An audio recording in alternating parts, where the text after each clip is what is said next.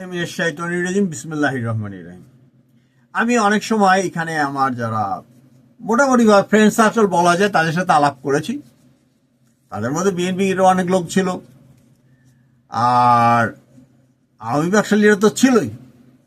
যে বিএনপিকে এবছর সেই জিয়াউর রহমান সাহেবের যে প্রথম ইলেকশন বা এরশাদ সাহেবের যে প্রথম ইলেকশন, সেরকমই কিছু আসন দেওয়া হবে। সর্বোচ্চ 149 মানে 149 পর্যন্ত দেওয়া হবে বিএনপিকে। তাদেরকে ঝুলন্ত একটি পার্লামেন্টের রেখে তাদেরকে ক্ষমতায় বসানো হতে পারে, কিন্তু এই জুলাইয়ের যে সনদ,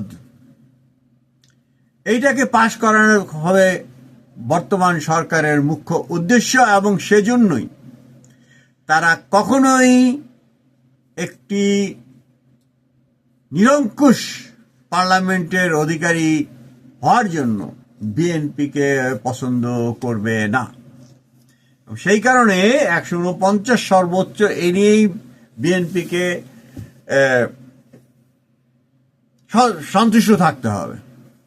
কারণ তারা একইবারেই যেটা রেখেছে যে জুলাই সনদ পাশ করার জন্য দরকার হলো সংখ্যাগরিষ্ঠ ভোট, এবং সেজন্য 151টি সিট তারা এনসিপি, জামাত এবং জামাত যে সংগঠনের সাথে অন্যান্য সংগঠনের সাথে আতত করেছে তাদের মাধ্যমে 151টি আসন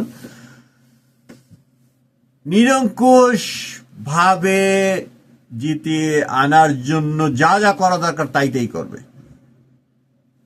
আমি ভবিষ্যৎ বক্তা না, বা আমার যে যতটুকু স্টাডি আছে, লেখাপড়া আছে, তাতে এইটাই আমি মনে করি, এর ঊর্ধ্বে যাওয়ার কোনো অবকাশ নেই।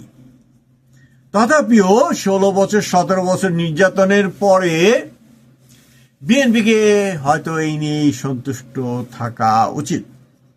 অন্যান্য প্রসঙ্গ অন্য এপিসোডে বলা হবে, মৌলবাদ বা অন্য কিছু ব্যাপারে। আজকের মতো এখানেই শেষ করছি। বাংলাদেশ মানব জোটের পক্ষ থেকে আমি কাজী মোশাররফ হোসেন। আসসালামু আলাইকুম।